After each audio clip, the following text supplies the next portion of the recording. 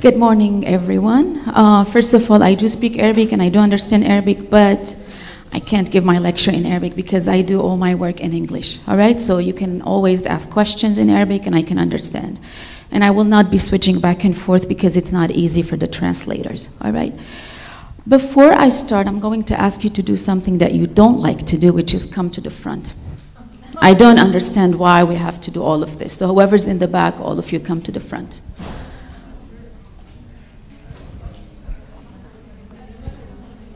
بليز مين ما قاعد ورا يجي لقدام، مش رح بلش كنتوا جيتوا كلكم.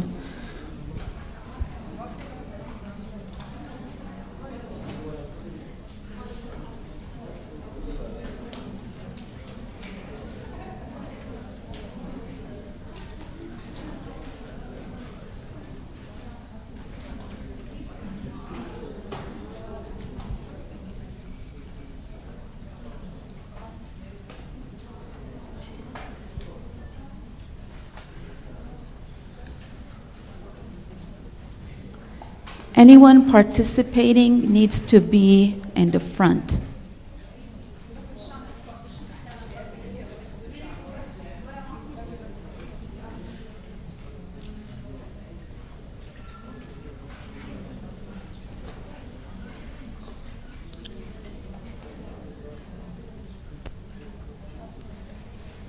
Okay, I'll accept this, although definition of front means the first part and not the second part, and we have about 15, so if you sit beyond 8, that's not the front.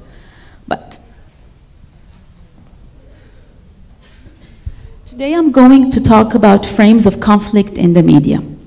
And it has to do, of course, with media literacy and extremism and radicalization and all of the things that have to do with conflict that we learn and hear about in the news. Let me start with the difference between fact or truth. Okay? If you have to choose between fact or truth, which one would you choose as a media producer, as a journalist, someone who's producing media and not just someone who's consuming news?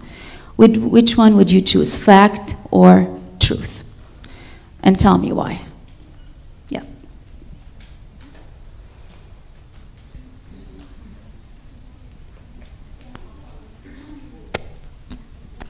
I guess truth, because that's what the audience need to know. However, fact is there, they can just Google it. However, the truth is maybe a matter of something just happened, a story just happened, so the audience need to know the truth, not the fact that the story is already happened. Okay, thank you.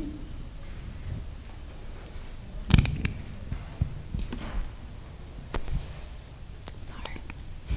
Okay, and then there, and then here.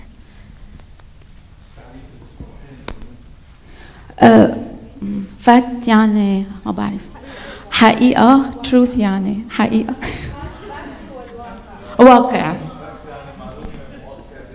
fact يعني واقع truth يعني حقيقة أنا عم بسألك مش عم تسألني أنت Okay. I think I would choose fact because truth could be different from one side to the other. My truth could be different than yours, but a fact is a fact. Hello. I would choose truth for the same exact reason. In my opinion, nothing other than scientific data is truly fact, but the truth makes itself clear that it's variable and comes from different perspectives. And journalism, you should always account for every truth there is to a case. So by including every single person's truth, you actually present something as close as you can to fact. Okay. And I'll take one last one, the gentleman, black and white, yes. رافع ايده.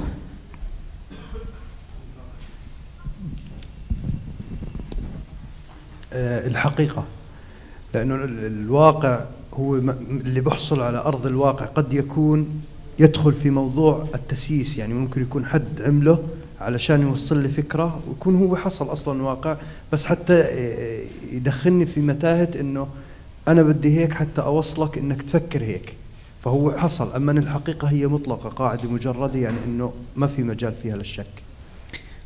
Okay, بعرف كلكم رح تجاوبوا. I know everybody would want to say something, but let's continue and then I'll get back to this question later, okay? So just remember what you said, and if you want to remember what others have said as well. Let me just ask you another question. Do we think based on what you said, I would say yes, but does the audience here think that there is a difference between fact and truth? Who says yes? Who says no? Okay, some people don't say anything. So I guess it's half-half. So I don't know what you say. But based on whoever answered, only 4 of you, of course, that's not representing everybody here, you said I would choose this because of that, right? Which means that you do differentiate between what is fact and what is truth. Related to the idea of fact and truth, of course, this is media here. We're talking about journalism, and we're talking about what we see. We will talk a little bit about what is news. ما هو الخبر الصحفي.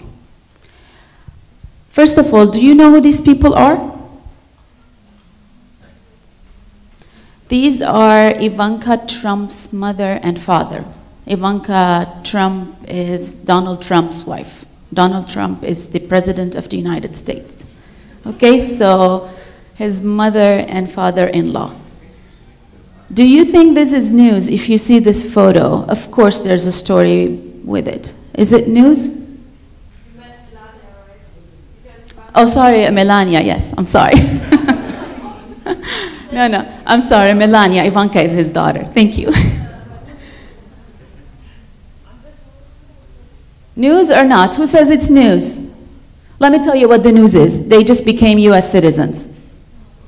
Okay? So who says the fact that they became US citizens, who says this is news? And I want all of you to decide. So I don't want to see just few people. Okay. Who says it's not news?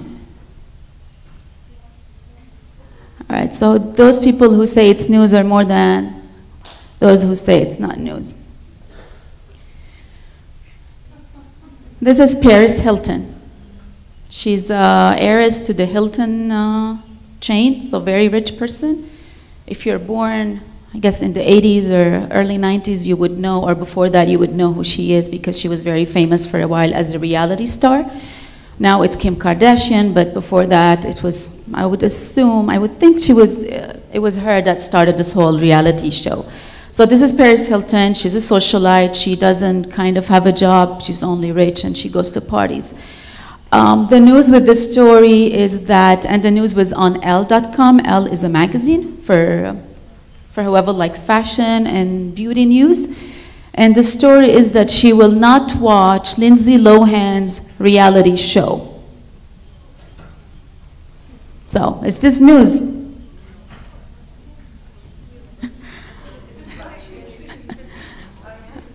Yes, we're just not saying if it's substantial or not. Is it news? Is it not news? Okay. I don't have anything else. This is it.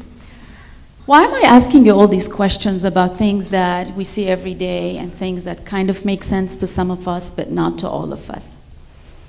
I mean, just by the raise of hands, even if you did raise your hand or not, you saw some people do, you understand that the same thing we look at changes, correct?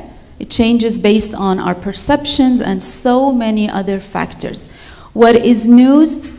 I asked this question to my students, and some of them are already here. When I ask them what is news, it's really difficult for us to define what is news. Okay, those of you who teach journalism here understand that it's really difficult to define what is news, because news, the definition of news has changed, and it has changed also with the internet. Why the internet? Because the need to come up with stories on a regular basis has made anything news. In the past, a celebrity, let's say Marilyn Monroe, if she went to dinner, most likely that would not have been news. But today, if you change your clothes and you're a celebrity, that becomes news. Because there are so many websites, most of them are free, some of them make you pay, some of them they pay.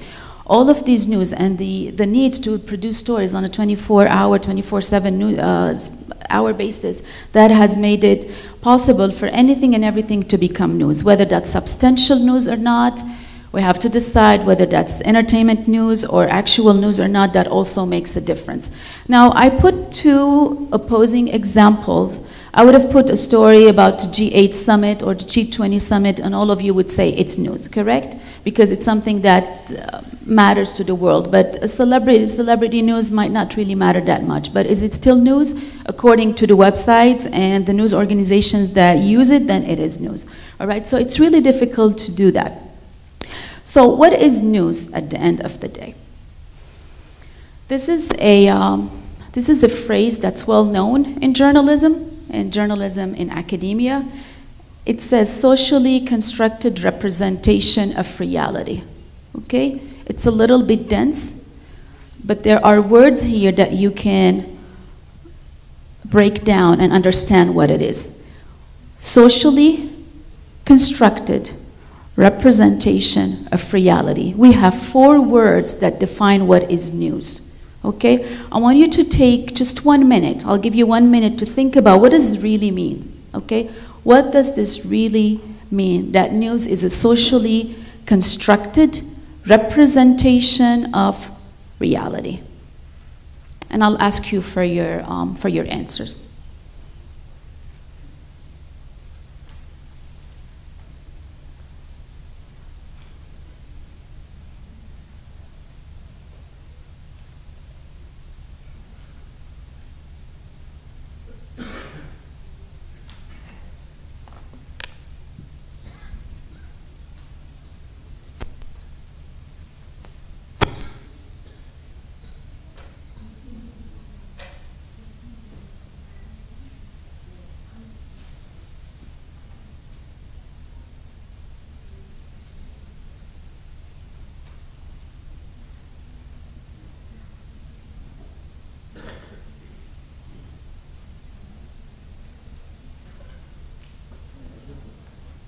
Are we almost ready? Okay, I'll give you another prompt. Some other scholars say news is the process of reality-making activities. Okay, is a matter of interest, of social interest. There is a phrase used by Egyptian filmmakers.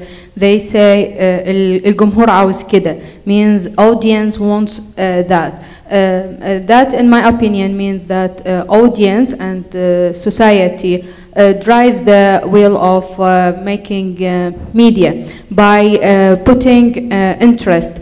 That's why we say social media audience make stupid people famous, because they give interest in them. I think this is the meaning of the definition here. All right. Next. You gave me an answer, but actually it does not answer this one. You gave me another definition of news, which is correct, of course. It's depending on what sometimes, right? In certain countries, it's what people want, but you did not answer this one. So please try to answer this question. If you want to explain this to someone, what does it mean to have news become a socially constructed representation of reality? My analysis to this definition actually can rely on 3 parts. The first one, it reflects and is highly influenced by the social context in each society. Secondly, it's representations that can differ from a place to another. Thirdly, it's based on collective understanding of a certain issue.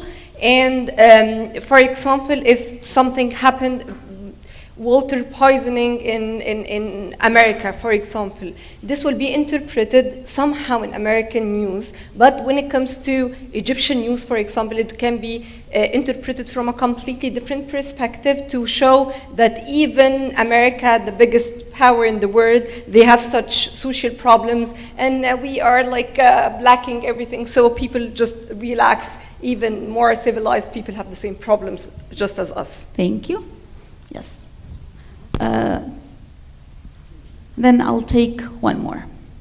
طبعا هذا الجملة تعيدنا إلى الفقرة الأولى، هو الفرق بين الحقيقة والواقع، لأن الحقيقة كما نحن نراها وليس يراها الآخرون، لأن هناك حقائق كثيرة. طبعا هناك فرق أيضا بين الحقيقة والحق هو الأكثر صرامة، خلينا نعتبره قانون، أما الحقيقة لا، فمن وجهة نظري أنا أو الأيديولوجية التي أحمل لها. وبالتالي تفسير هذه العبارة ينطبق على هذه الجملة، أن هناك تمثيلات اجتماعية كما نراها نحن وليس يراها الآخرين. شكرا.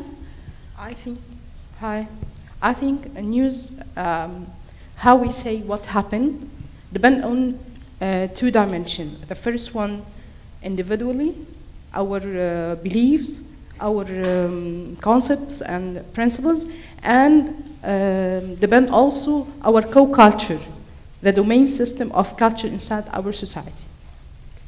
Okay, I'm going to stop here, okay?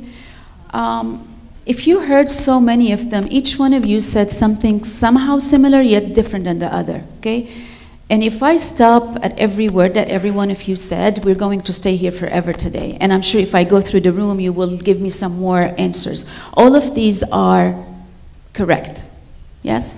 So you put all of these, which means what? If all of these are correct, you mean how difficult of a concept it is to define news and how it is a social construction of reality. First of all, what is reality? That also is contested, correct? We don't know what is reality, what is not. I might see something depending on if I have my glasses on.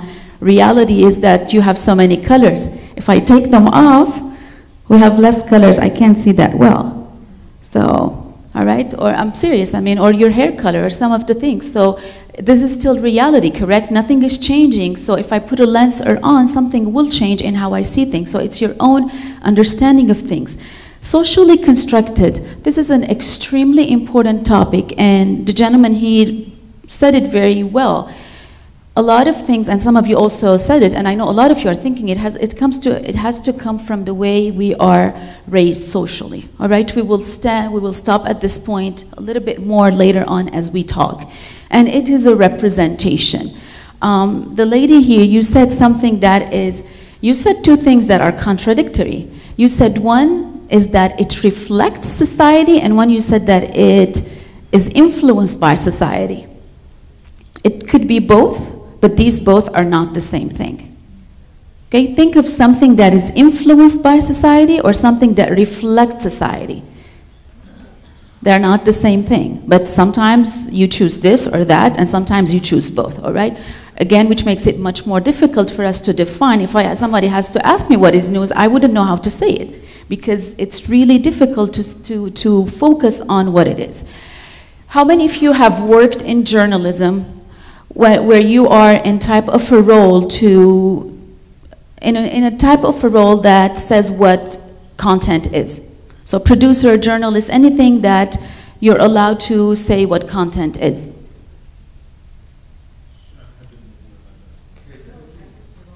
مين منكم يشتغل بالصحافة؟ Okay, so when you work in journalism, depending on your role, you know that there are some people who are above you who would say something, and then some people who are, if you're in a managerial, or some people who are, you know, below you in the hierarchy that have to say something. So, put it simply, not to go too philosophical, the news is what the journalist says it is, correct? What the producer says it is, what your editor says it is, and maybe, depending on the type of media organization you work for, what the political leader somewhere says it is. All of these are what news is. So depending on where you work and what you do and what your role is, you might have something or not to say about what you really think news is. This is a microphone, correct? Yes? Is that a fact? That is a fact, because in the English language or the Arabic language, whatever I'm using right now is called a microphone. What else is this?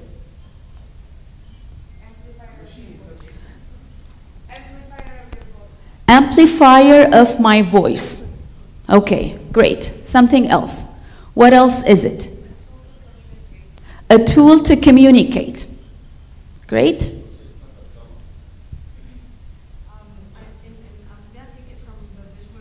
Just give me, it doesn't matter, give me an...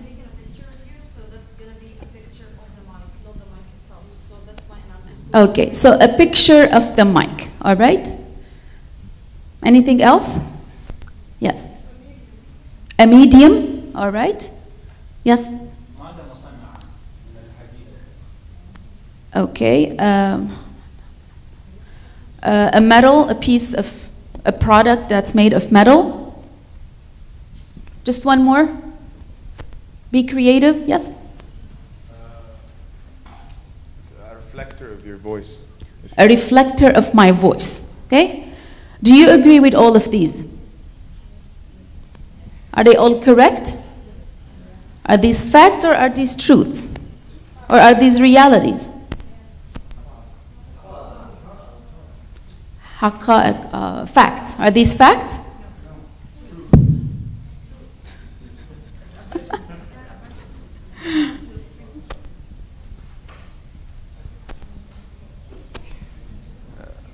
هي وقائع وليست حقائق، لأن الحقيقة من وجهة نظري أنا بالنسبة لي فلسفيا بأنها هي حقيقة واحدة فقط. طبعا أنا كمسلم أتكلم كمسلم، لا أرى أن هنالك أي حقيقة سوى وجود الله، وبالتالي أي شيء آخر هو ليس حقيقة.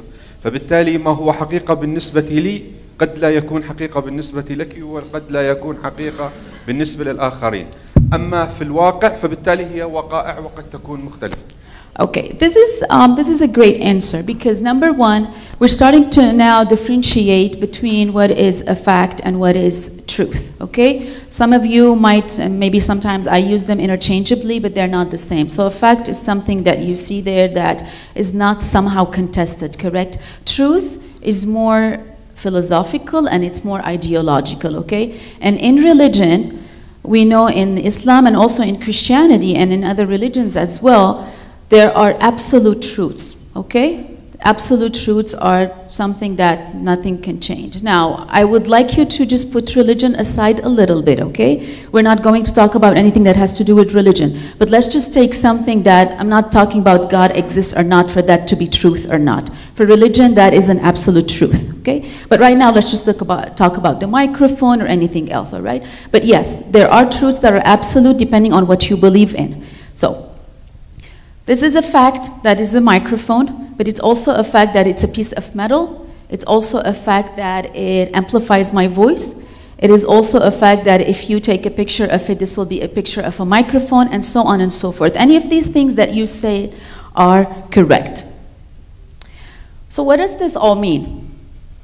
What does this mean? Why am I going into details talking about and making some of you just kind of get lost between what is fact, what is truth, what is reality, and what is all this? Yes. I'll just take one answer, yeah. It means that one fact, I can represent it in many ways and many words. Thank you. So, now we're not going to talk about truth, okay, or reality, because those are contested. Let's just stick with fact, because even facts themselves are pretty difficult to discern. We all said all of these are facts. So, are you familiar with the concept of framing? Yes, okay. Framing in Arabic is ta'tir, okay? I just recently learned that. So, and it's something that we all know because, you know, of the camera and how you frame. So, or if you have photos of someone in your office at home, that is a frame, okay? So how I present a fact is what reality is to me. And I could present a fact in so many different ways. So all of this talk about facts and frames is to go to, facts and truth is to go to frames. Before we do that, is anybody familiar with the hierarchy of influences modeled by Shoemaker and Rees? They had their first book in 1994 and the second book came out in 2016. We cannot ever talk about news and what is news and what is a story and how journalists create their stories without talking about Shoemaker and Rees's book. The book name, sorry, I don't have it in here. It's called Mediating the Message. Okay, that is the name of the book, and the newest edition is in 2016. So, how a message, how content arrives to us is mediated, which means it passes through channels. This model of what looks like an onion is called the hierarchy of influences. What this means is that any message that we receive as consumers of news goes through all of these processes, okay? Now, the biggest process is the one, actually, let's start with the smallest one. The smallest process, the one, the white circle, is that of the individual, okay? as people, as human beings, I think all of us at some point have ditched the idea of objectivity in journalism. Yes? There is no objectivity. It's a lie. They were all lying to us when they told us there is objectivity. There isn't. And if you know the history of objectivity in the United States and how it started in the 1930s, you know that it was all as a result of, guess what? Money. The whole idea of why the news had to become objective in the United States, because before that it was partisan. Each newspaper owner would only support one party and talk about one party. The reason they wanted it to be news is because they thought, well, wait a minute, if I'm going to talk about X person, I'm going to sell this to this people, you know, this constituent, only these type of people. But let me just talk about Y as well, and now I can make more money.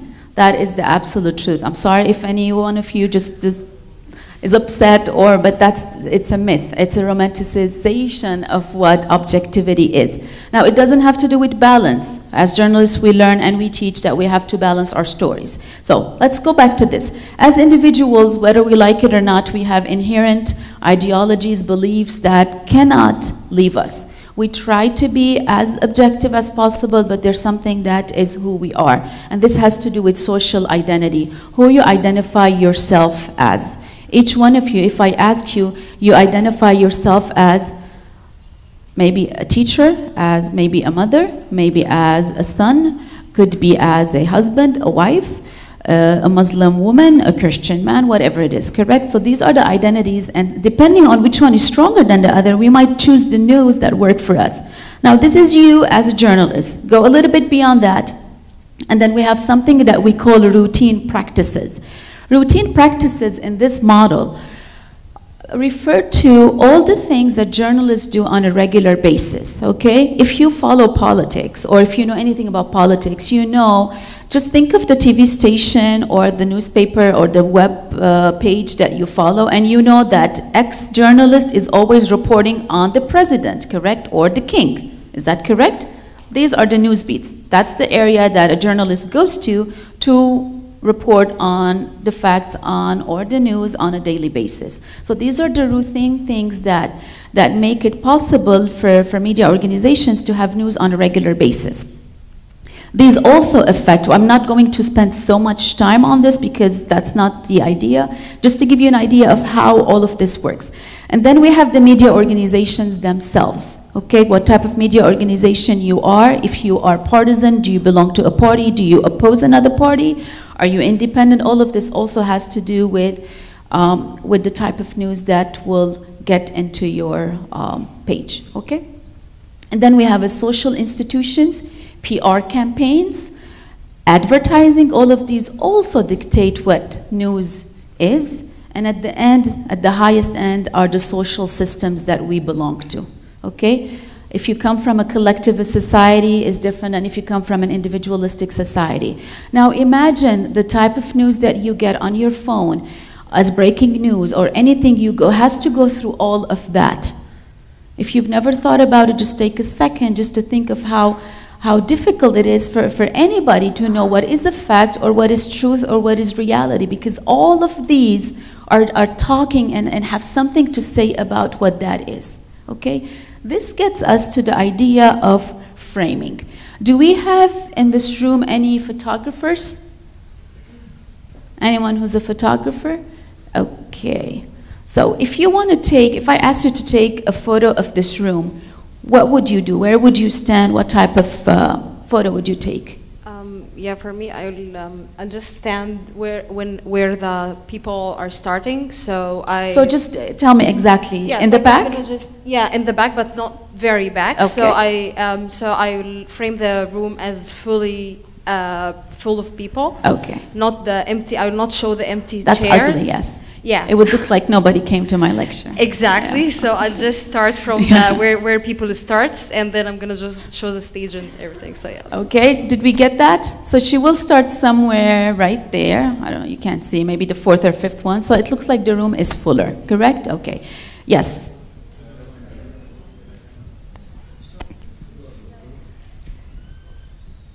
يعطيك العافية. أهلا. بعتقد اللي بيحكم موضوع الصورة، لو بدي أصور صورة هان شو الهدف والغاية اللي بدي إياها من الصورة، ومصلحتي كصحفي أو التوجه تاعي كصحيفة. يعني أنا لو بدي أخذ صورة غايتي فيها أظهر القاعة أو نسبة الحضور قليلة، راح تختلف زاوية التصوير. ولو بدي أخذ العكس صحيح كمان راح تختلف زاوية التصوير. لو بدي أتصيد أو أتلقط لقطات هفوات غفوات أمور هاي كمان راح تختلف زاوية التصوير. فشو الفكرة أو الهدف الموجود مسبقا وبناء عليه بتصير الصورة بس. اوكي 100% مزبوط. بس اذا انت هلا بلا هالافكار كلهم، اذا رح تاخذ صوره شو بتاخذ؟ اي نوع من الصوره؟ Just give me what the photo that you would actually take. All of what you said is 100% correct and we all know that. راح اخذ يعني التسلسل المنطقي، راح اخذ اللونج. Just give me one photo that you would take and tell me where you would stand and what type of photo, because we cannot. I wanted you to actually take the photo, but it would take so much time for us to take it and me upload it. So just give me an idea of where would the photo be. وين بتوقف تاخذ الصورة؟ يعني ارسم لي الصورة تا استوعب. راح اخذها من الزاوية. هون؟ اوكي. الأوضة كلها ايه؟ اوكي. الحدود راح تكون انا راح ادور على الصورة بالبناء التقني يكون فيها خطوط او فيها مثلا مثلث عشان يكون في عندي فوكس في الصورة. اوكي. مش العشوائية بالصورة. اوكي بتبلش من هون. Do you start from here؟ اوكي. وانا وين؟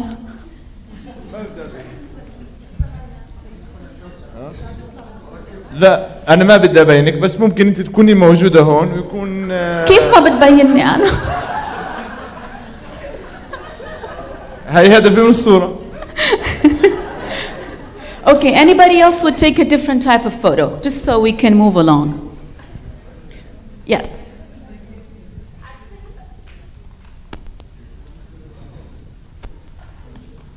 Actually, I've noticed this since the beginning of the mid-lab, that the perfect angle would be in the same place of this camera. I mean, it will be a wide angle, so I can get all of the stage and all of the attendees. Also, I can get the lecturer, so it will give a wide spectrum of the photo and how people are interacting with each other. And as much as I can, I will show all of the elements of the photo. All right, thank you. We have so many different ways to take. Do you have a different, عندك غير طريقة؟ Okay, بسرعة. يعطيك العافية. المشكلة مش بالطريقة، المشكلة بالسؤال. ما بدي. بعد إذنك. أنا هيك بسأل. بعد إذنك 60 ثانية. الحين أنا شو الهدف من الصورة؟ يعني أنا بدي أبين النص نايم باخذ كلوز، إذا بدي أبين إنه في حضور باخذ لونج، إذا بدي أبينك أنت والطلاب باخذه من الباب هذا عشان أبين الشاشة وأبينك وبين الطلاب. فهو شو اللي بدنا إياه إحنا من الصورة؟ على ذوقك. على ذوقي باخذ من هون عشان الكل يبين. Okay, okay. Of course, all of you asked and all of you thought about it. It depends on what you want, correct? But again, I'm not asking that question. I just want to see how so many different photos can be taken of the same place, okay? So a photo from the back where more people would show, it would show as a full place. A photo here where it's a wide angle, and then a photo from there, okay? Now you know where I'm getting at. Anybody wants to guess?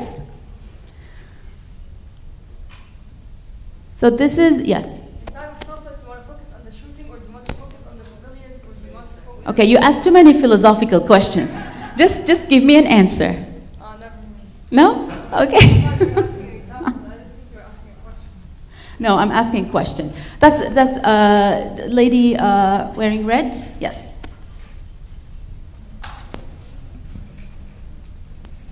If we transfer this concept of framing on news, it just means that anybody can show what really happened in so many different ways. So, Thank you. Okay. Would you agree that the photos that we hypothetically took are facts of the same place? They are, right? And in this concept, they are also truths, because it's true that there are people. It's true that some people are sitting and not correct. So, do you know the space? Have you been here enough to know the space? Yep. Okay. So this here is my office is right above it, so I took this photo of the space that we all know, okay?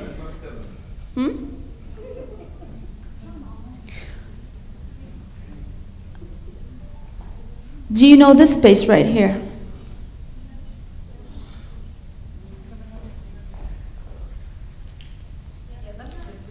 Yes? This is the same space, but I've taken it from this side. So I actually went down and I took it from this side. And it shows a lot of the kind of ugly boards that we put things on. What about the upper one? It's the same one. Yes, but it's a close-up of the tree. And this one is also from that angle, but here I'm trying to be artistic. So I have a flower that was there, I did not put it. And this one also. The difference for most of you, I think you know, is that one is, the focus here is on the flower and the background is blurred, and in here the focus is on the background and the flower is blurred, okay? So simply put, all of these are facts. The way I want to present information, the way I give you the information I give you is a fact, but I can give it to you in so many different ways. This is what framing is all about. Okay? Now, of course, we're not done, and it gets a little bit more. You've seen this photo, correct? There are so many other ones also. This is the one that was originally, this photo was the one that was originally circulated. And it shows what? If you have to interpret this photo, what would you say? I want to hear from people who did not speak. You spoke. He didn't speak. يعني ترامب يعني بموقف اللي مسيطر وانجلين ميركل يعني بموقف مو حلو وكذلك الصورة الأولى أنا هيك فهمت. لحظة شوي. So for this photo, he's saying that Trump is in a position of power, and Merkel is not مش مبسوطة.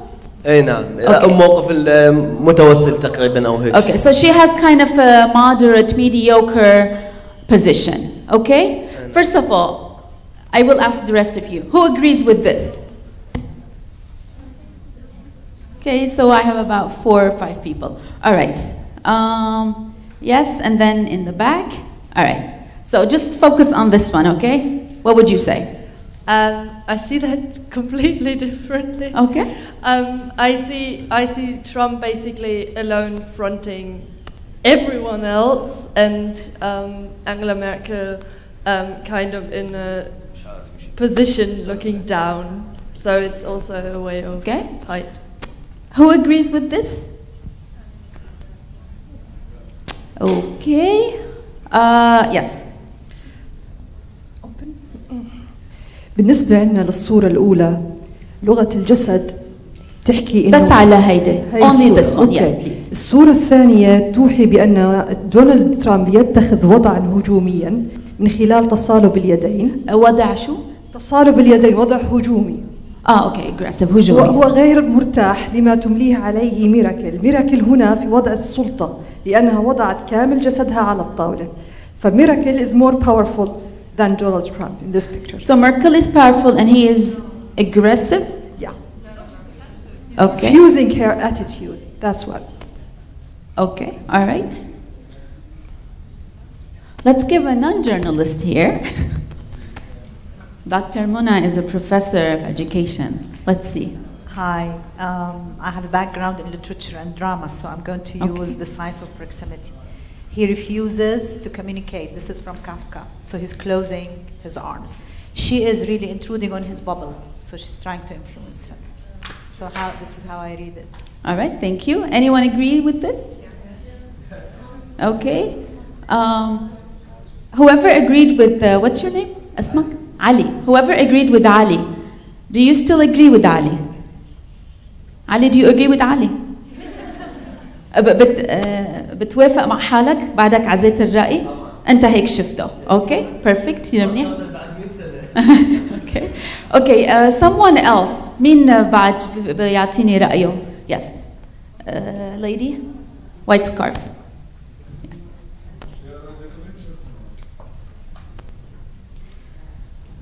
مرحبا، أنا شايفة ترامب مش عاجبه حكي ميركل، عم تفرض عليه رأيه مش عاجبه. Okay. شكرا.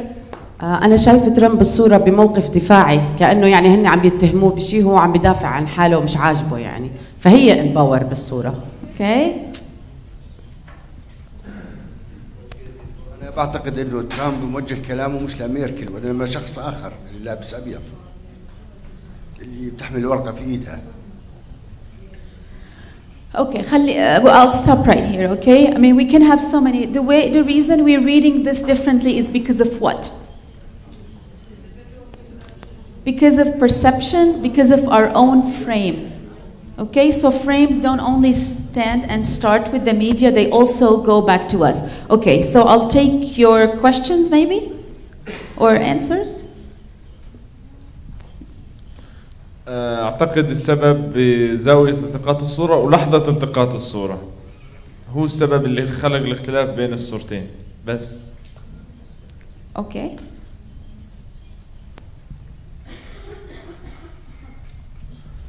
أنا شوي بختلف مع الزملاء.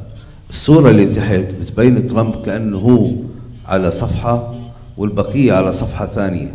لو جينا نقسم المساحة وناخذ الحجم تبعها بكون حجم ترامب بالصورة الأولى اللي تحت ومقابل كل الباقيين. بالصورة الثانية حجم ترامب كثير أصغر وكثير أقل، هو أقل شأن في الصورة الثانية، بينما في الصورة هاي هو ماخذ صفحة كاملة، يعني هو باعتبار النص وكل البقية النص الثاني، فهو في هاي الصورة اللي تحت هو كثير أقوى.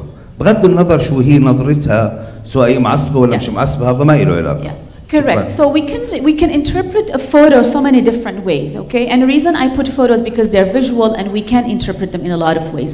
If you look at only at the technical part, if you see here Trump is much bigger in size than here, he looks more, perhaps more powerful. But then if we also take the psychological part is what this stance means, because body language means a lot. Okay, if you read anything about it, you know if you the way you cross, if you are a female, the way you cross your legs, if you put your legs on one side or on the other side, if you flip your hair, I don't know, all of that. Anything that you do means something, okay? This is psychology, correct? Yes. So this means that is a completely defensive stance. Now, it also means that if you are leaning in, that also means you're in a position of power. Now, when I first saw this photo, the interpretation, I don't remember where I saw this. The interpretation was that Trump looks like the defiant child, which means, you know, when you have a little kid, when, you know, someone, if you have children, when a kid throws tantrum and they would just do this and do that. Yeah. And they would do this. And even his facial features like, nope, I don't want to talk to you. That's the stance, correct? But some other people would interpret it differently. And Ali here and some of the other ones, depending on what you see. I'm sorry, Ali, عم ضلني أحكي أنت بس. بس مثل هيدا يعني example. The reason we have differences is because of the way we see things differently. Some of us might focus, if you are a photographer, you might probably focus more on the aesthetic of the photo, on the angle. If you're more into psychology, you'll go into the psychological part. If you're into politics and you like Trump, you would say Trump is powerful. If you're into politics and you don't like Trump, you'd say, look at him looking like a little kid. Now, the same photo, same exact photo, take it from a wider angle, it looks different. Now, if you want to Google this, I would, not right now, later on, if you Google this photo, look at all the different Macron's photo from the back. So Trump looks little and the focus is on Macron. So the idea is when we talk about facts, even facts are not as pure as we think they are, okay? Which really makes our job pretty difficult. So what does this all mean? Why do we care? Why do we care how facts are presented? Okay, what does this mean to us? Who cares if that's the photo or that photo? They're all there and it was in there. Okay, so there has to be a reason why we even do media, we even care about media, and some of us who are scholars and do research, we even do research on media. There's that one particular and so many other reasons for why we do this. Yes, you had an answer? And again, this is just a rhetorical question. Yeah.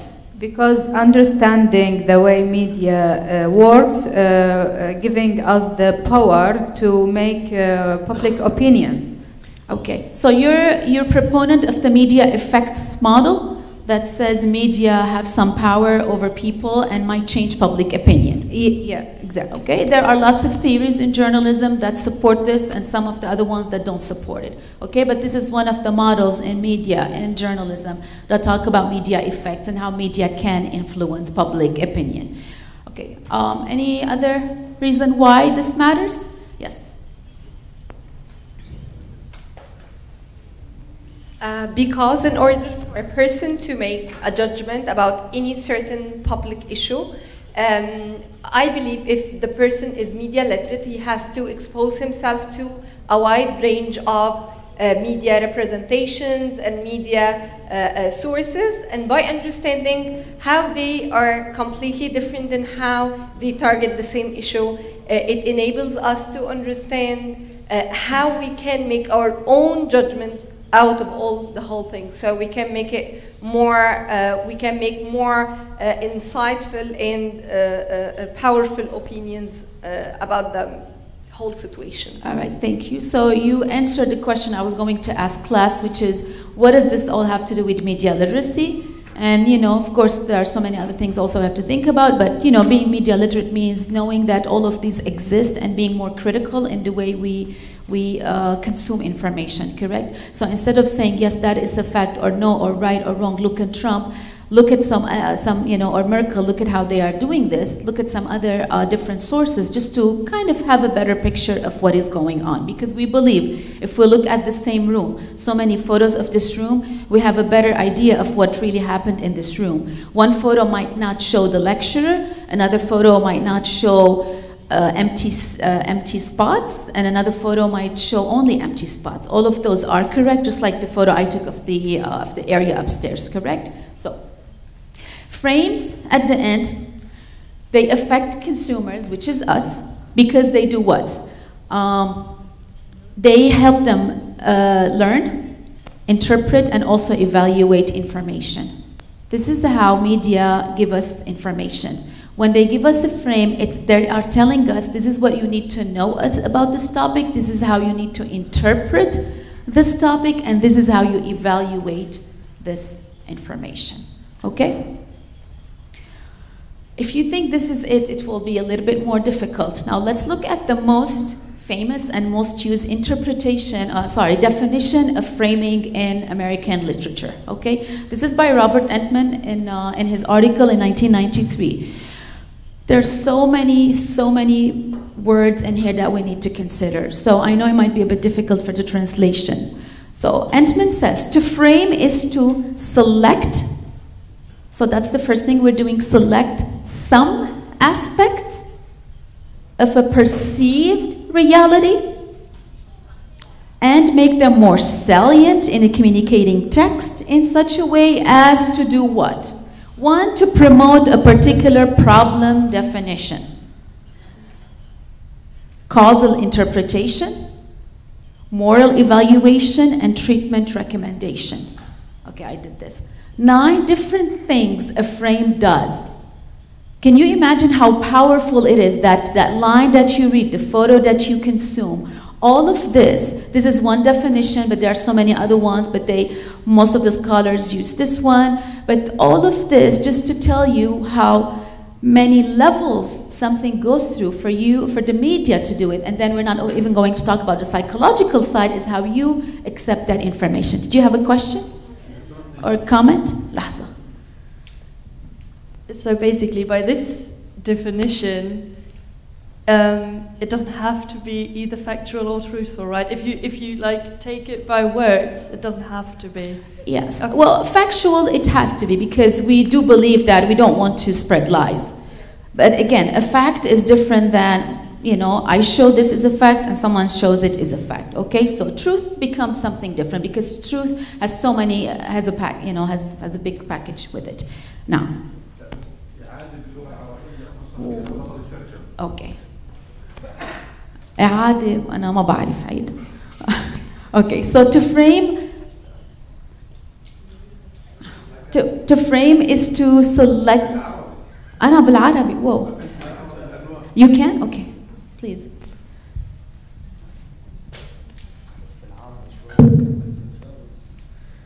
The only time an English major is beneficial. To frame يعني التأطير هو اختيار. هو الاختيار بعض الاسبكتس يعني الجهات من واقع منظور من جهة فردية of a perceived reality يعني perceived كيف تنظر انت للواقع. حديت هلا في ضياع. أكمل. And make them more salient. وتسليط الضوء عليهم يعني توضيحهم أكثر من خلال من خلال مضمون. أوكي كرمال 4 أشياء. أولاً كرمال تعطي شرح للموضوع اللي عم تحكي عنه problem definition يعني تشرح مش تشرح تعرف عن المشكلة. ثانياً causal interpretation يعني شو يعني تتوضح أكثر تتفسر شو عم بيأثر على شيء. السببية thank you. moral evaluation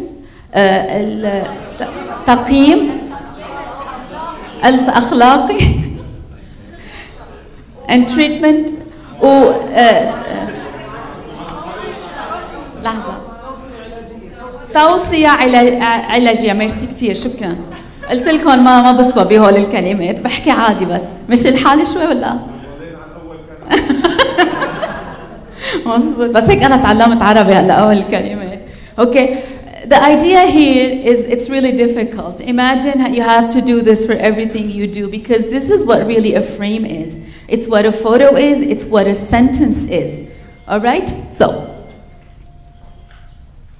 let me just give you a little bit of information for those of you who are not that familiar with framing research, and for those of you who you are, just look at some photos on my board. So, the base of framing has, well, the disciplines that have focused on framing come from 4 different areas. One is sociology. Okay, a lot of what framing is has to do with the social construct and social elements that show how one thing illuminates another kind of part of your brain, and this is how you make associations. You see one thing and then it means something else to you.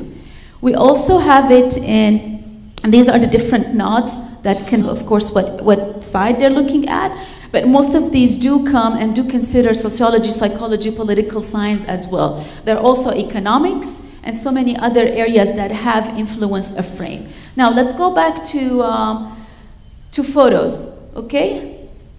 This is a photo in the media. Now, if you just see this photo and you don't know who this person is, what would your perception of this photo be? Something a little bit maybe trivial, silly? Someone not too happy? So a little bit negative, correct? Do you agree that it's more of a negative one than a positive one, correct? Now, if you see another photo of this and Trump is smiling, then you would say, oh, he's a good person. If you see him not smiling or angry, you would say he's not a good person. And this is pretty easy to tell. So, of course, when we look at photos, they're easier. Not all the time, they're easier to understand. But now, what about words? Do you think it's as easy to know how words are and what frames they represent? Do we accept words the way they are, or do we look into their meanings?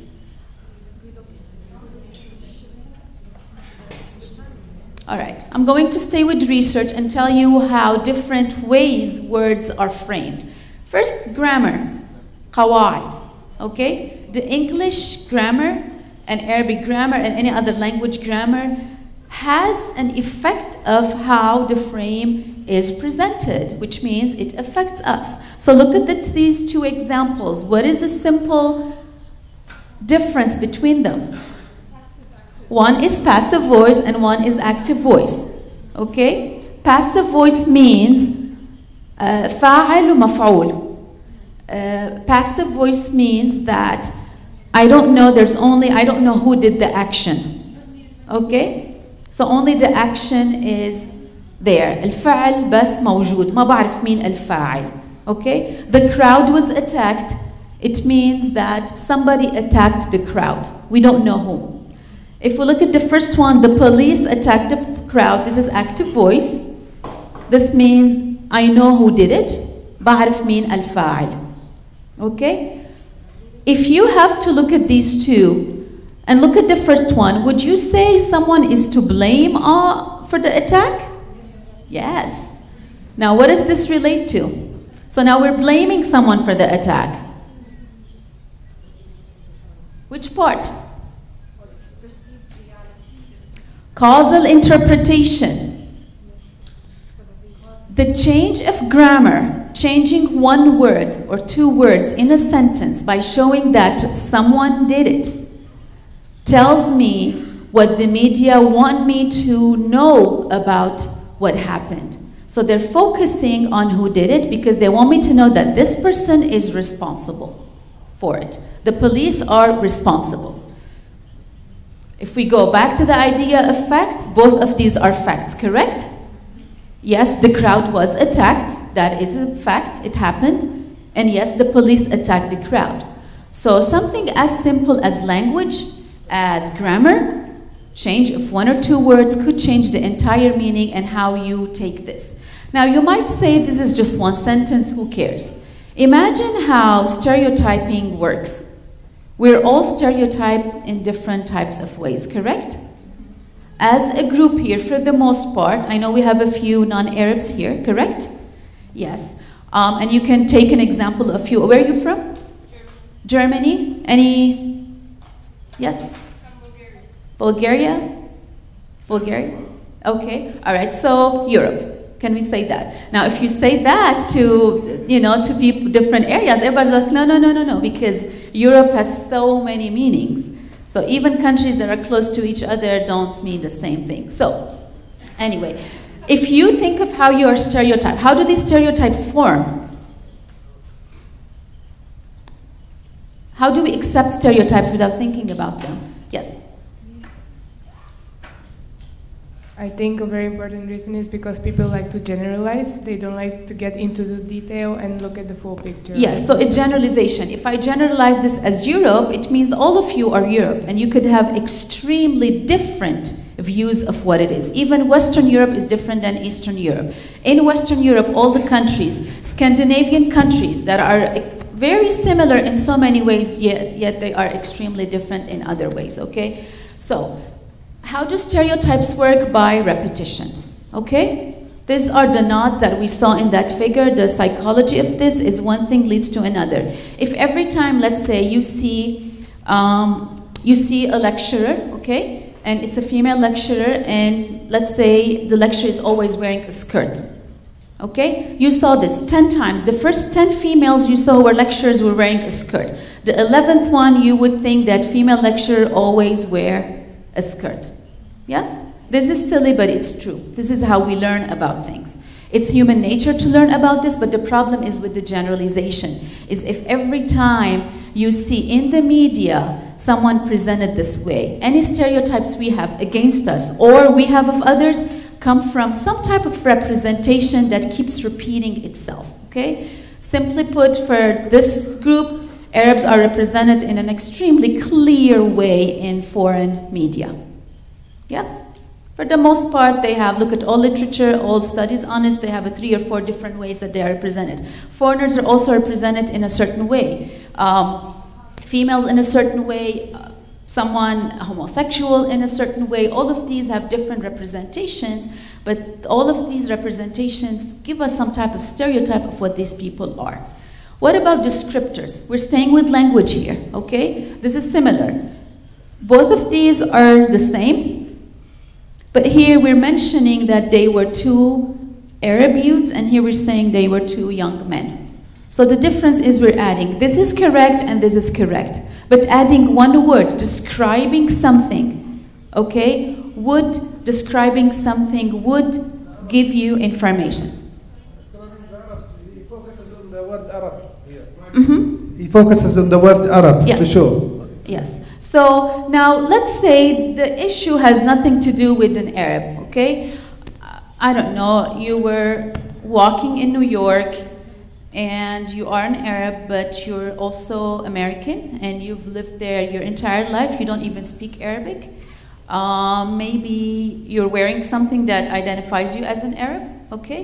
And then, I don't know, you stole something, for instance, okay? But you're really American. So the way they would show the stories, they could say an American stole this, or they could say an Arab stole this.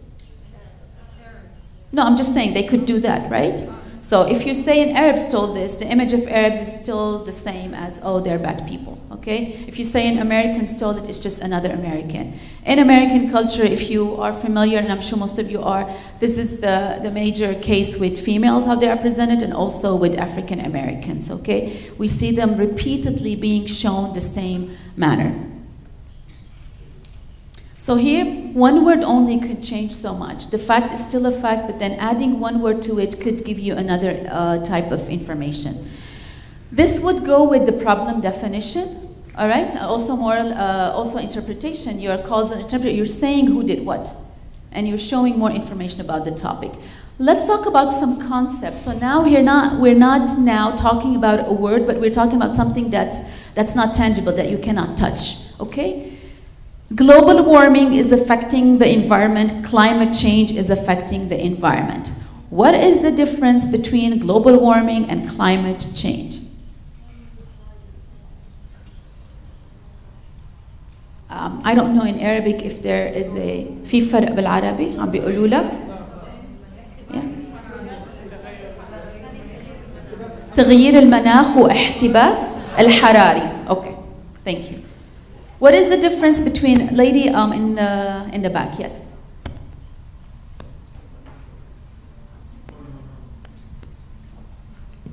Global warming is just a cause for the climate change. Global warming is? Causes climate change. Global warming causes climate change, okay?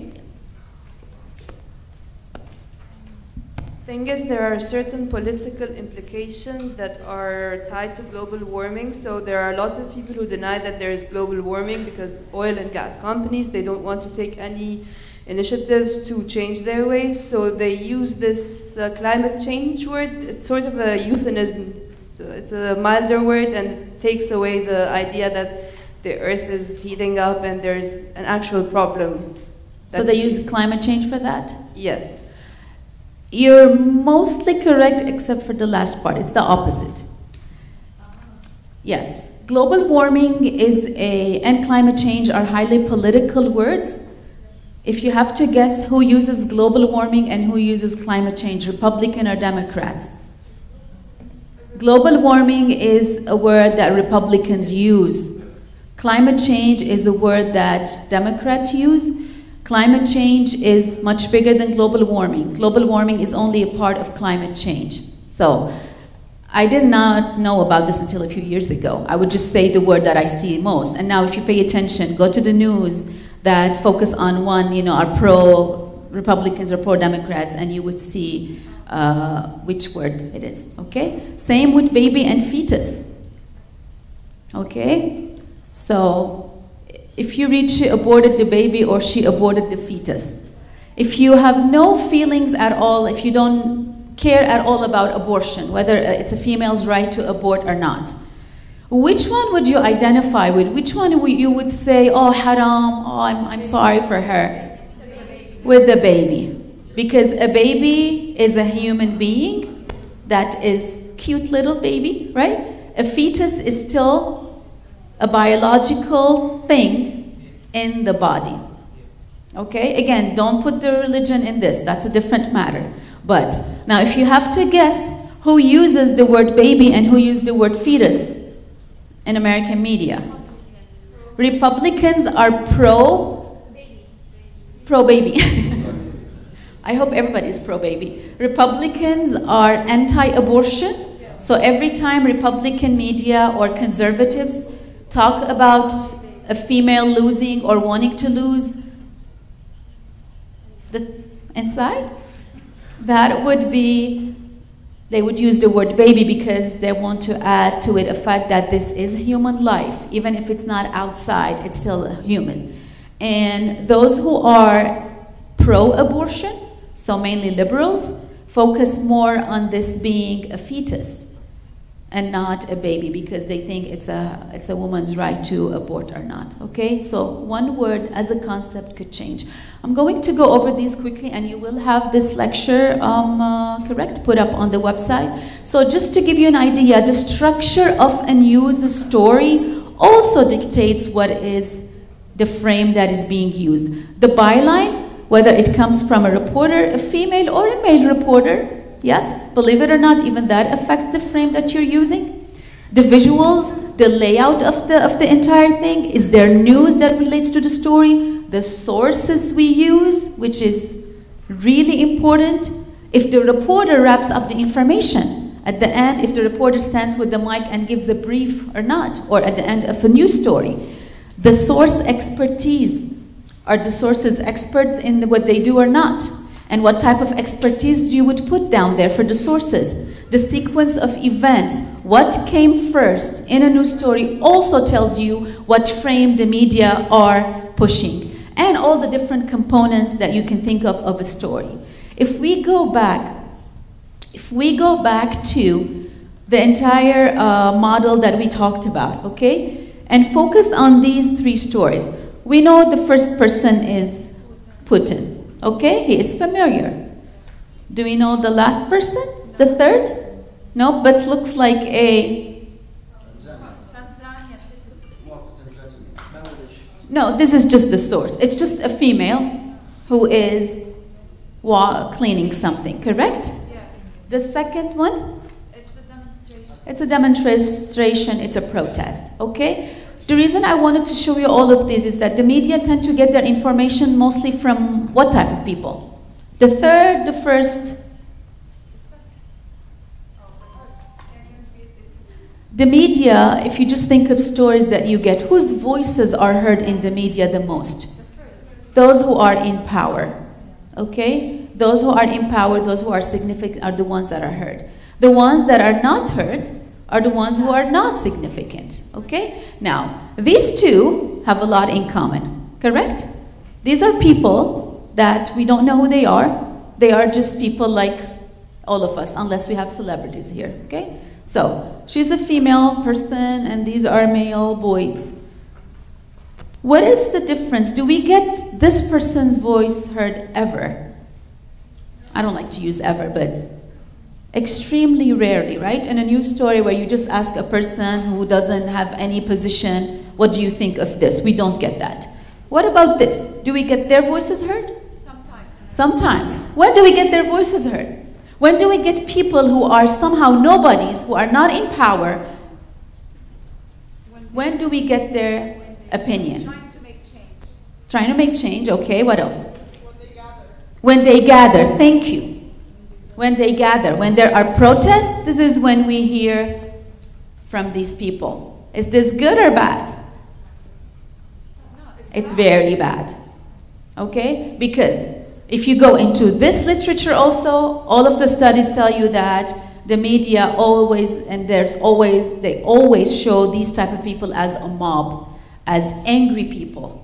Very rarely we see a photo of protest where people not just screaming, and there's usually, for those of you who were talking about the technical side, somebody's sleeping.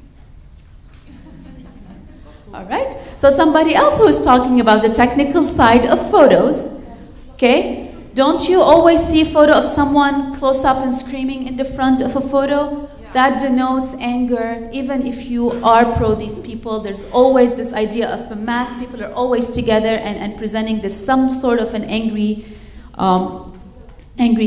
perception.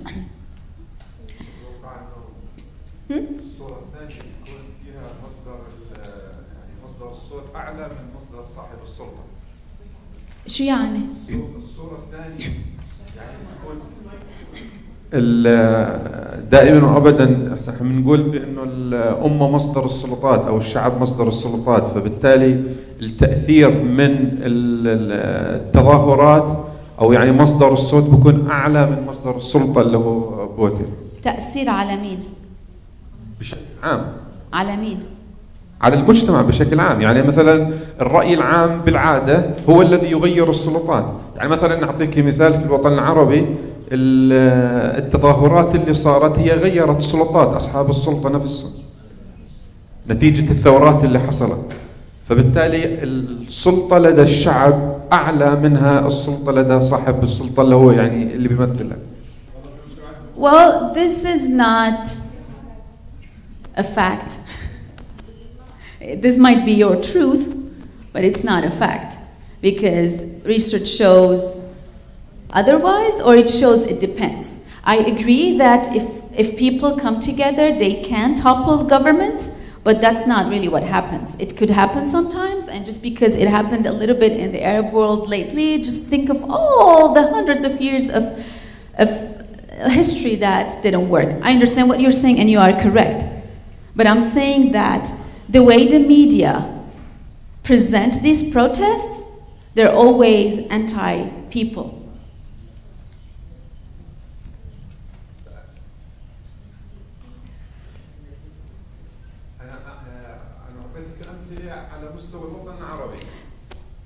الأمثلة على مستوى الوطن العربي، في مصر استطاع الرأي العام قلب النظام السياسي كاملا. أوكي، أنت عم تحكي على التأثير، عم تحكي على شيء سوسيولوجي، علم اجتماع، بحث، يعني بحث بس علم. أنا عم بحكيك على كيف الإعلام بيفرجي هيدا السورسز العالم العادية. أنا ما عم بحكي عن مين بيأثروا. Can someone? I'm not sure I understand, or I'm not sure. يمكن مش عم تفهم علي.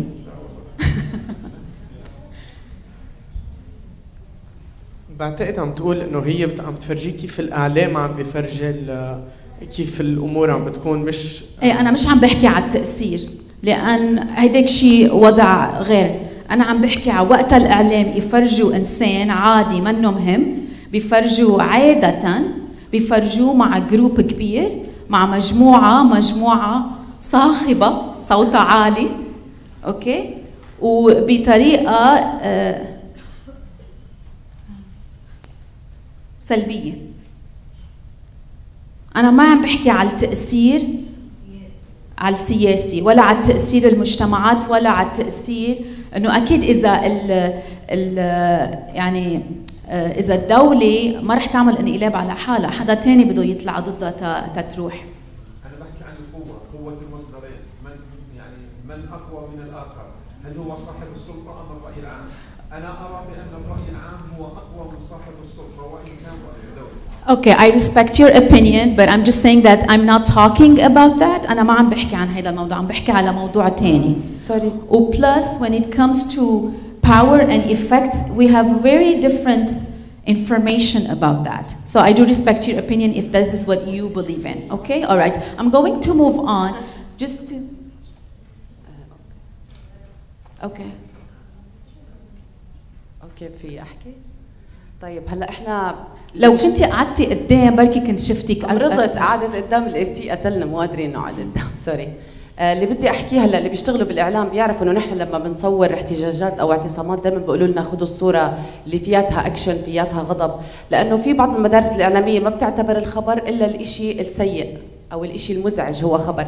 يعني لو كانوا في ناس واقفين بسعاده مثلا لحظات صمت والامور تمام، ما بتتصور وما بتتغطى مثل ما بيتغطى هالنوع من الاخبار، وهذا الشيء ستيريوتايبنج، لانك عم تفرض انه الاحتجاجات ما بتنسمع الا اذا كانوا الناس غضبانين او زعلانين او وات ايفر. مثلا احتجاجات الرابع عندنا بالاردن اكيد كلكم تعرفوا فيها، ما تصوروا المحتجين بهذا الشكل، تصوروا بشكل لطيف وانه نحن والامن امورنا تمام، لانه في مسج بدها توصلها الدوله للعالم الخارجي. اوكي ميرسي 100%. انا هيدا اللي عم بقوله. اوكي what I'm saying is, and what she put very well is that if the media feed on negative news, Okay, there's a history to that. If you want to know, I can tell you aside later why the media focus on negative news. But there's also the idea of sensationalism. If it's not, and in American media, if you know this, there's a saying that says, when it bleeds, it leads. Which means what? The more blood, the more sensationalism, the more action, this is what shows. Unfortunately, that's news. So the reason you are here, the reason we do this, and the reason you want to learn more is to be better, and we don't fall into that. And yes, you can make a change if you have your own organization, and more people kind of showing the other side of protest would cause change. Okay, so yes, I agree. This is why we are so critical of the media and how they talk about this, because this is not the way it needs to be done. All right, so being a media literate person is when you produce the news is also knowing that the frames that you're producing mean something. All right, so I have so many slides, but apparently we don't have much time. So what I'm going to do is go over them quickly. These are research studies that I have conducted. I do research on framing, and I do also research on conflict. I've done research on the Syrian conflict in the news, in US and Lebanese media, okay? So you have them, you can look at the numbers later. I just want to ask you one small thing. How would you describe war in the media? If we're talking about war in the media, what is one or two words that come to your mind just quickly without thinking about it too deeply? I just want you to just give me, and I'll translate so we don't have time for the microphone. It's okay, just a word, yes. Without the microphone. Sided. It's sided. Sided, okay, so sided, we have opposition, yes. Constructed, war is, what do you mean? No, she means constructed.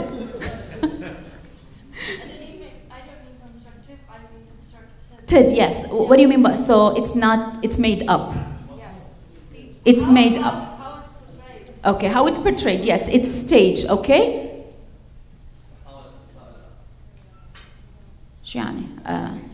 Elimination, okay? Yes. I'm sorry. Dirty lies. Wow, it's a lot of framing in there. Okay? Dirty lies. Yes. Desensitize. Okay? Yes. Conflict. Thank you. Finally, someone said it. All of these are correct, but so wars in the media are unfortunately infotainment. Infotainment is information and entertainment. The term came from an author called Daniel Boorstin in his book, The Image.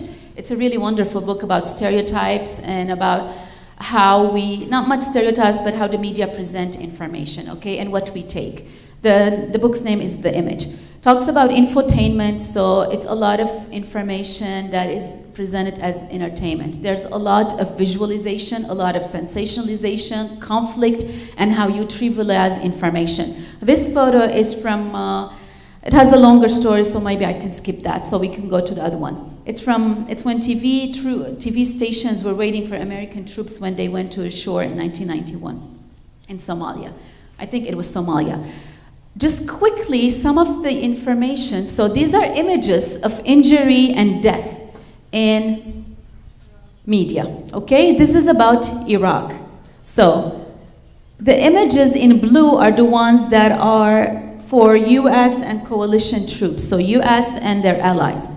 The purple is for US troops with the Iraqis. Iraqi civilians are in red and Iraqi troops are in yellow. Look at the differences and look at the percentage. Don't look at only the bars. Look at the percentage of who is affected mostly in a war. Civilians. Do you want to guess how many, what's the percentage of civilians that are talked about or featured in stories? Very, very, very limited, okay? So these are the most, what I'm going to show you now are just research papers and studies from me and some others about all of these. So this is about the Iraq War. This is my study about New York Times. These are just lots of different numbers for some of you who do know statistics. I could not put them in a table because the numbers are different. So these are the type of sources okay, that the media use. US official and international officials, then experts, interest groups, and media. Look at civilians. This is the Syria war. Syrian citizens. Barely ever anybody has talked about Syrian citizens, okay? This study covered the chemical attacks on Damascus. Remember 2013? So the whole issue was that people died, correct? All of these stories, barely anybody talked to a person. They only talked to all these officials. Okay? Another one. US stories, oh sorry, I misspelled Lebanese. Lebanese stories, okay? The frames that are presented are mostly what types of frames? Conflict and responsibility. Responsibility means who is to blame for the war or who can fix the war. All the stories that talked about this, about the chemical attacks, was who to blame and who can fix it, mainly who to blame, and it was only about conflict. Nobody talked about human interest or the morality of what happened to the people. This is the same study, but looking at different numbers. So we can skip this one. Another study for New York Times and An-Nahar also look at the numbers. Syrian citizens, New York Times had 9, and An-Nahar had barely any. So a country that is close to Syria, you would think they would have more, they did not. We can skip this one. This has to do with if a reporter creates the story or if someone said it and they are reporting it, okay? In general, the stories that are of human interest, that matter to people, are the ones that are reporter-driven, and you will see that very few of those are. For the most part, New York Times and An-Nahar would report on stories that happened and not they created themselves. This is another study on the uprisings in Egypt, and you can see the conflict frame was high in the official, semi-official newspapers, but human interest was high in social media, which means what? If you look at these, and you can look at them later on and focus on the details, they're pretty easy with the numbers, you'll see that newspapers, so traditional media that are official, mainly focus on the problems, on the conflict that happens. And only people, so social media, mainly people like us and some others, are the ones that focus on the people that are the subject of the war. Okay, so governmental newspapers said it was a conspiracy on the Egyptian state. Social media said they were a revolution for freedom and social justice, okay? So this is kind of what you were saying, that people, العالم, عندهم تأثير أكتر, but we don't know, this is only saying what people say. Whether they do affect it or not, we don't know. And there's rarely any evidence for that, okay? But yes, when people talk, they discuss different things. They frame news differently than when official newspapers talk. Another study, this is one of my favorites. Do you remember the Abu Ghraib scandal? Okay. This was a big deal, and it shook the entire world. This study by Jones and Sheets, it's a super amazing, very simple study that they count the use of the word torture, okay? The use of the word torture, they counted in so many newspapers in US and international media in about 1 year, between 2004 and 2005. They look at if the word torture was prominent, was important. They look at it if it was the first time that it was used, or they look at if it was used anywhere. So the blue are US stories and their allies, and the purple ones are the foreign stories, so anti-US stories. Look at the number of words, the use. Do you see how big of a difference that is? This means what? American media and countries and media in countries that support the American political agenda, these journalists did not use the word torture to talk about Abu Ghraib. Why? Because of something called social identity theory. If you as a journalist use the word torture and you belong to this country, it means that you are somehow indirectly taking part of it and you are allowing it to happen. So this is not something that the government said do or don't do.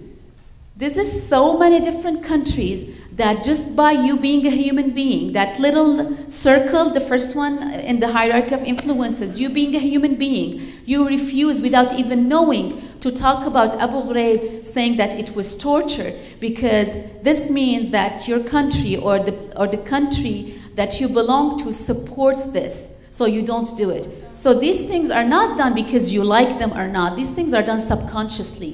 One word only, and look at the differences, how we can count and see the difference between the different types of media and what they believe or don't believe in, okay? Finally, this is a study that looks at, frames are getting stronger in the age of digital media, because now media can actually tailor their persuasion. They can fix them in a way to target a certain audience. How is this done? This is done by something called echo chamber and filter bubble. If you don't know what that means, think of your Facebook friends.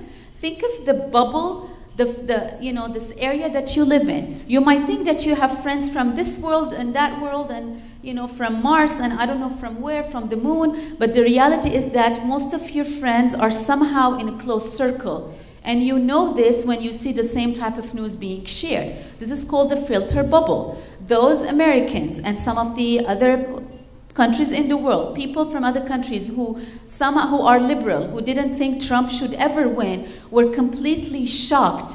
And this includes academics who study political communication. Some of my friends are one of those people. They were completely shocked when Trump came he became president. Why? Because of this filter bubble. Academics talk to academics and talk to people who are somehow of a higher society, social, economic status, and the public voted for Trump. So people were thinking, how did we miss this? What happened? It's because of this filter bubble. And the idea of an echo chamber comes from this idea that we all live in a chamber, that in some type of a bubble, that whatever we say, it echoes, which means we don't really mix a lot. We think we might mix, but we don't mix a lot. Okay? So media wars, conflict is mediatized, wars are mediatized and weaponized. The way the media present wars and conflict show them as something that is kind of a weapon. Okay, what to take from all this? What we learned today? News is socially constructed, facts are not. They are shown in a way that push certain frames, and that means there's so many things that are in there. And sources influence frames. The person you are interviewing could say what frame you are using.